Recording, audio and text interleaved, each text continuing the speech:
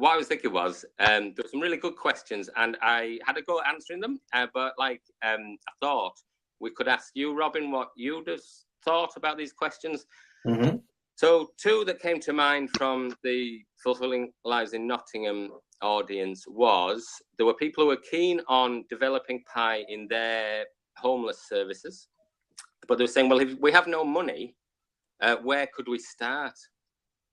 In case, obviously there were thoughts about asking commissioners to kind of fund developing the pie within their service, but they're saying, well, where could we start? And a couple of the ideas I had was to maybe read the Westminster City Council pie guidance that was launched on Monday, and maybe talk about that with your team, and then at least start to maybe have a time when you can reflect together. But then I thought there's lots of things you could do. I wonder what your thoughts were about, because I was describing it as a journey as pie rather than a switch that's on or off. And they were saying, well, what could we do to start that journey off? I think my first question would have been a question to them, which is, what do you need extra money for? What is it that you think you can't do without it? And I think they were just wondering, it might take them a while to get, so I'm not sure what they were wanting the money for. It might be to kind of help them on the journey in some way, maybe pay someone, to maybe facilitate the reflective practice, or it might be about looking at, I don't know, because it's just one of the questions. But I think their question was, rather than waiting, because they may or may not be able to have a sympathetic commissioner who wants to give them a little bit of money to help them develop pie, what can they do to start with? Well, I think my answer then would be, well, one of my answers would be rather similar to yours, which is, read up some of the stuff. There's some quite simple, quite easy to read introductions, like Claire's toolkit that she did for Westminster. There's a number of videos on the PieLink, for example, that are real, quite easy, accessible, and then just have a discussion within the team. So the only thing that's going to require a resource is the amount of staff time that you devote to it. Yeah. So you're taking a bit of a time to read up that stuff and then discuss it amongst yourselves, which might have been time you'd used for some other issue, but it's not new time, it's not extra time. That in itself isn't costing you something, it's just a matter of what you're prioritizing. Yeah, and what I'm thinking, Robin, is for those that don't know as well, who might be watching this on the recording or now, is when you say there's free videos that people can watch on PieLink, they need to go to pielink.net, and it's free to register as a member there. And I think it's worth saying that for people who may be watching and not sure what that is, that you can join, and it's a kind of community of practice around developing pie.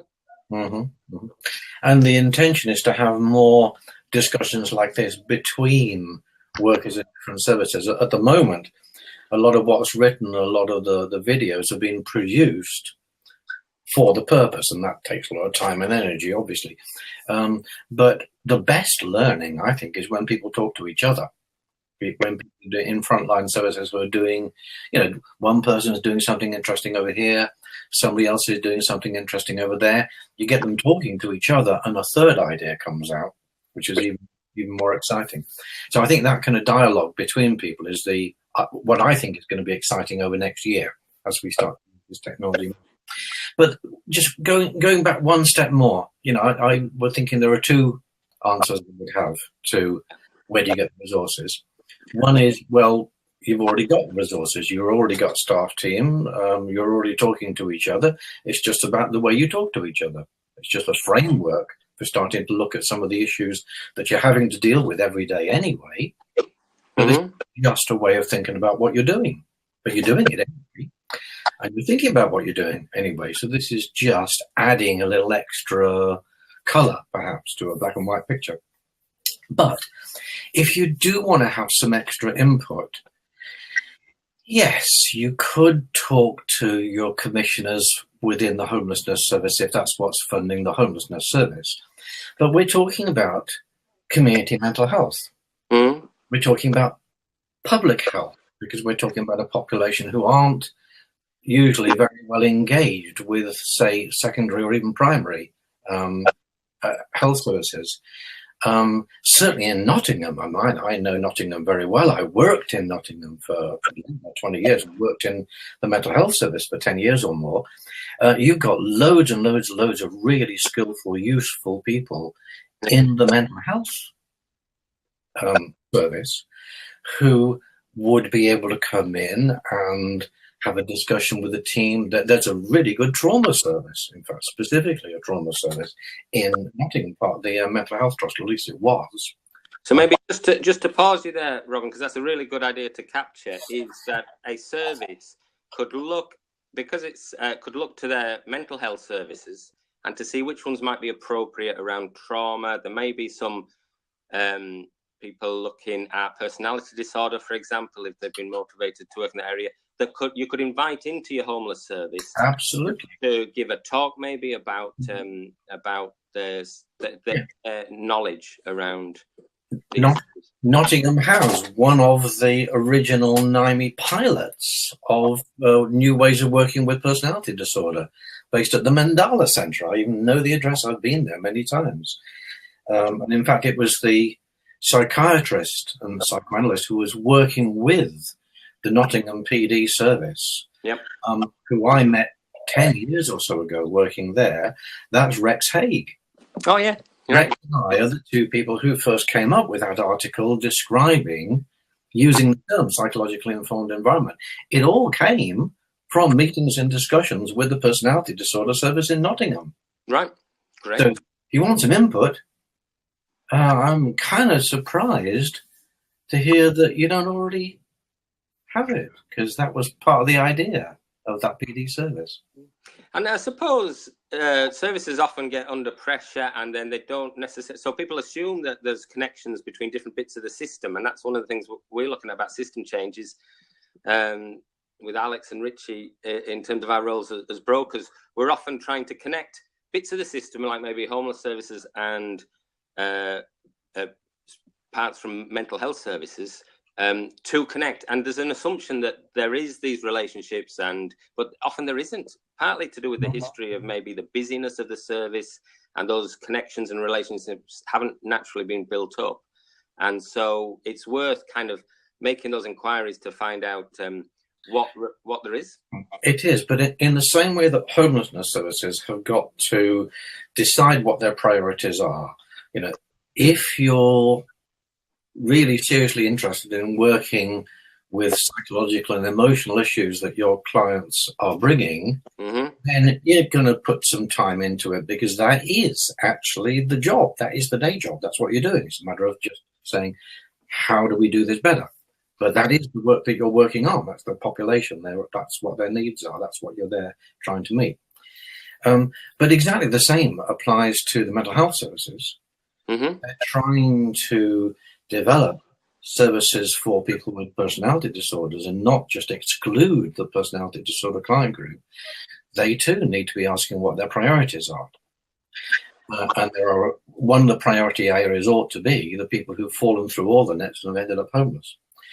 If the mental health services aren't doing that, then you could be talking to the commissioners of the mental health services, which will be your primary care commissioners, and saying, the mental health services aren't doing this. There's a gap here that needs to be filled. Yep. And I think that maybe the mental health services will, or maybe they, give you some resource to bring in other people. Yeah, that's a really good point. And there's some national guidance, say the Memorandum of Understanding between Health and Housing, which is saying that really we want to bring public health, such as mental health, and housing together. And so that could help those conversations between, say, homeless services and clinical commissioning groups, or other kinds of commissioners, to think about to what extent can we increase the involvement of, say, personality disorder services or trauma services, talking therapy services around, say, post-traumatic stress disorder, services that help with, say, self-harm and have skills around helping staff to help others around reducing self-harm. These kinds of services that are out there in mental health to get a better relationship with homeless services.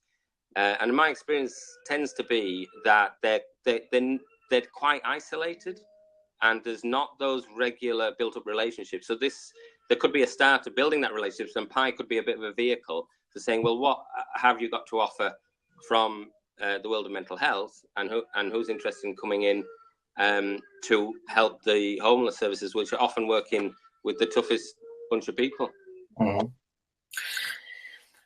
Can I just come back to a question here that Alex has asked? Are there evaluations of Pi pilots available? There are relatively few. That's partly because the whole Pi's idea is still new and evolving. And formal evaluations, i.e. by external evaluators, cost money, take time to do. So really, what we have a number of evaluations of mental health services working with homelessness services. We have a number of reports of organisations saying we found it effective, but we're ahead of the game in terms of having any more formal evaluations, and it's kind of something I think ought to be a priority. Mm-hmm. But it is all about priorities. Yeah. Everybody's feeling really, really stretched at the moment. But that takes me back to the other question about what mental health services could and should be doing, and what commissioners of mental health services should be commissioning. And something, a paper that I think is really worthwhile waving around anytime you're talking to commissioners on mental health services about what they are and aren't doing and what their priorities should be. A document that was produced in about 2004, I think, called Personality Disorder, No Longer a Diagnosis of Exclusion. Yeah. Real clear, you'll remember it, was a real clear, real powerful statement from the Department of Health saying we should not be excluding people who are having difficulties engaging with the service. Yeah, yeah. The people who end up in the chronic entrenched homelessness are prima facie a case of people who've been excluded from services. Yeah, and on a very strong argument for saying this is something that should be a priority, even when you're stretched every which way by other demands. Definitely. I just wanted to respond to someone in the audience there who we don't assume people know what PI is. So there's a request from Lookup 158. PI stands for Psychologically Informed Environments, and it's a relatively new and growing idea about helping particularly accommodation and homeless-based services to the staff to think more psychologically about their client group and to work more therapeutically in terms of maybe holding in mind and being aware of the trauma that a lot of the people who use homeless services have experienced in the past, more than the average amount of trauma that people have experienced, and to bring in some of the ideas from the world of talking therapy maybe and psychology into the training and the way of working, and help staff to introduce ideas like reflective practice, where the whole staff team maybe come together, have a kind of framework of some kind to think psychologically about the client group.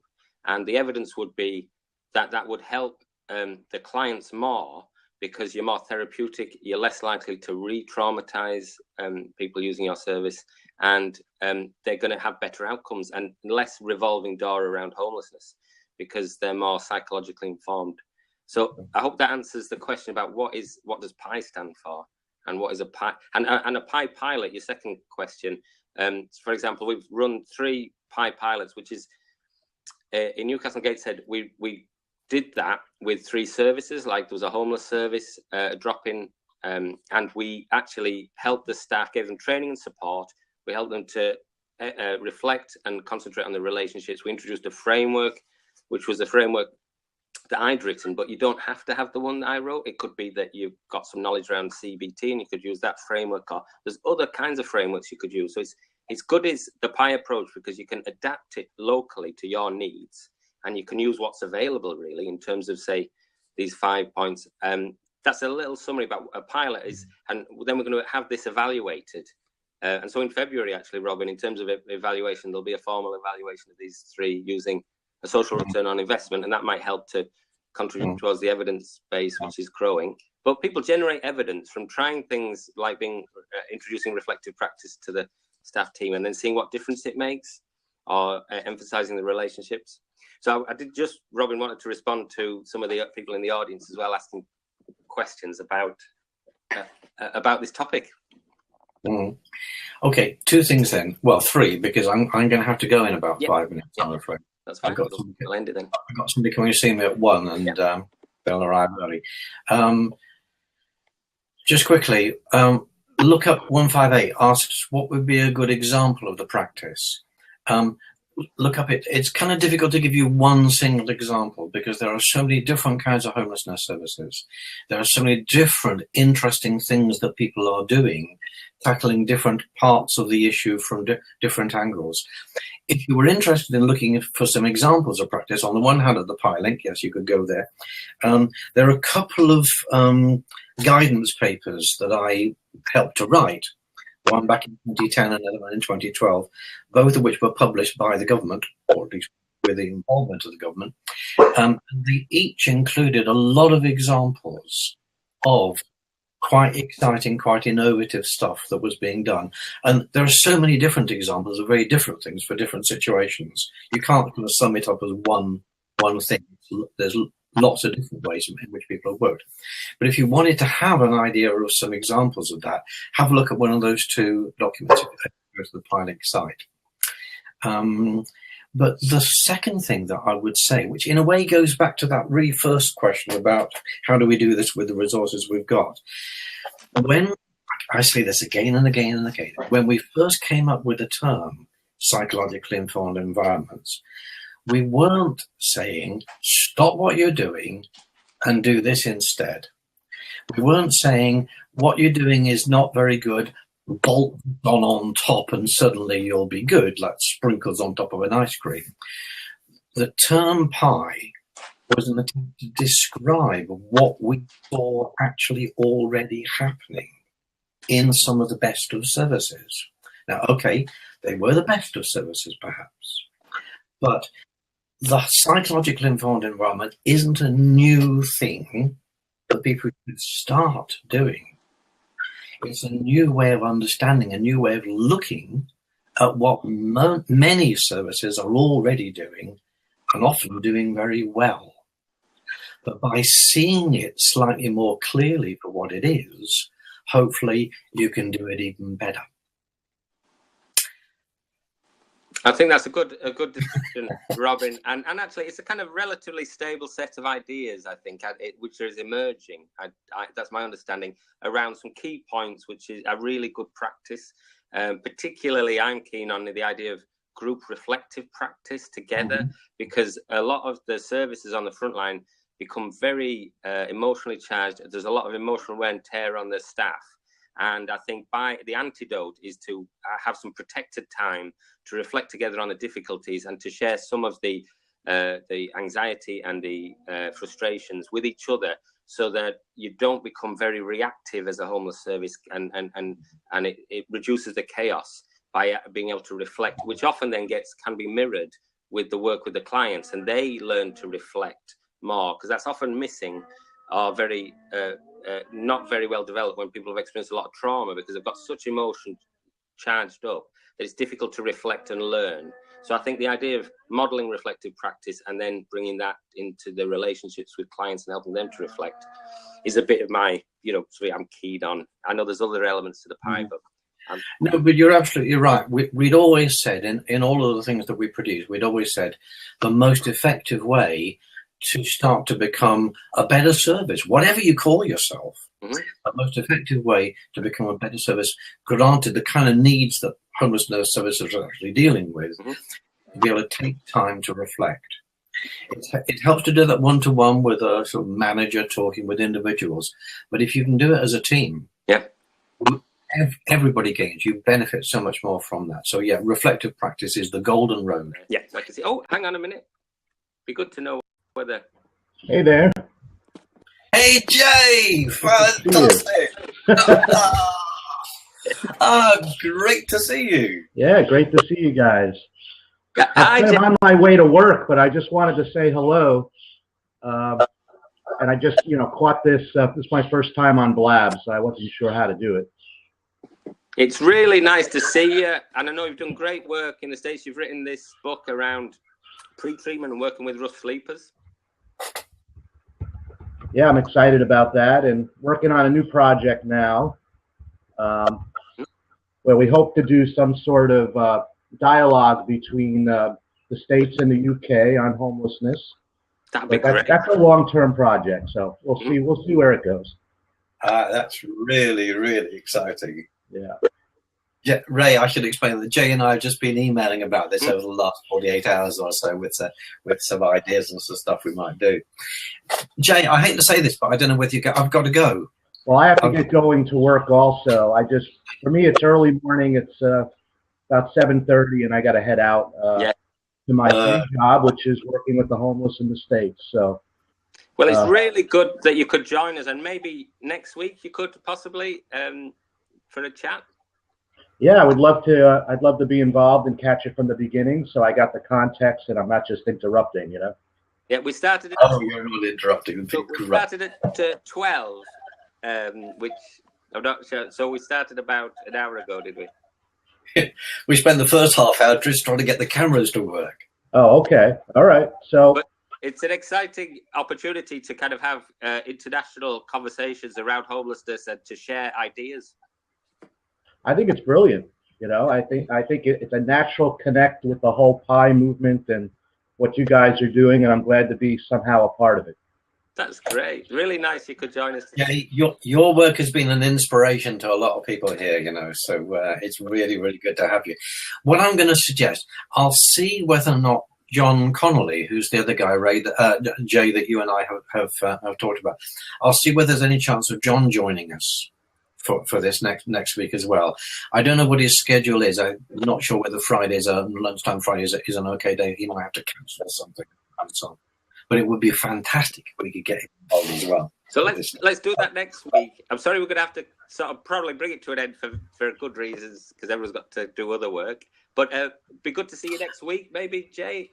Well, I hope to. Yeah, let me know, when it's happening, and I'll try to be available. Yeah, Friday. Well, this same time next week. It was about an hour ago. Okay. We're aiming for 12 to 12:30. So it's on Fridays. Okay, I got it. At 7 a.m. on my time, it looks like. Yeah, and Jay, if you know other people that you'd like to invite to come and listen in and join in and so on, then do. I'll email you the link to this. I'll schedule a Blab for next week, and I'll email you the link, and you'll be able to kind of at least people can see when it's on and that. That'd be wonderful. Yeah, I could catch it right before work, so that'd be great. That'd be great. Great. Excellent. Okay, I'll see you next week. Fantastic. Right. All right, be well now. Okay, see you. I am going to have to go. I'm thanks sorry. Everybody in the audience. Ray, thanks for this. And we have learned a few things, after all, about getting the technology and the kit to work. We have, and we've made some international connections with Jay there as well, and other people in the audience. Look up 158.